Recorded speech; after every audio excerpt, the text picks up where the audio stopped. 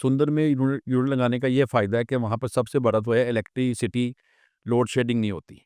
پھر وہ بڑا اچھا بنا ہوا ہے. میں سندر کو انڈسٹریز کا DHA کہتا ہوں. اچھا. وہاں پہ روڈ اچھے ہیں, کنکریٹ روڈ ہے, فیسلٹی اچھی ہے, سیوری سسٹم اچھے ہیں.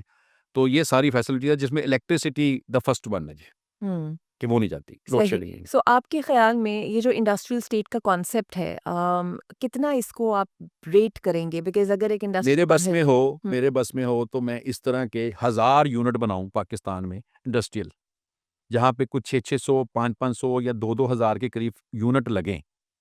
تو 1000 ایک بننے چاہیے. اب 1000 کو آپ ملٹیپلائی 2000 سے کر لیں کہ کتنے یونٹ پاکستان میں 2 لاکھ یونٹ پاکستان میں آرام سے لگ سکتے ہیں. لوگ ہمت نہیں کرتے, بس سوچتے رہتے ہیں.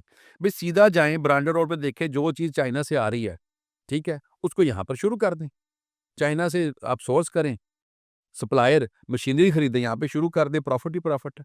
نقصان والی بات ہی کوئی نہیں, کوئی نقصان نہیں ہوتا.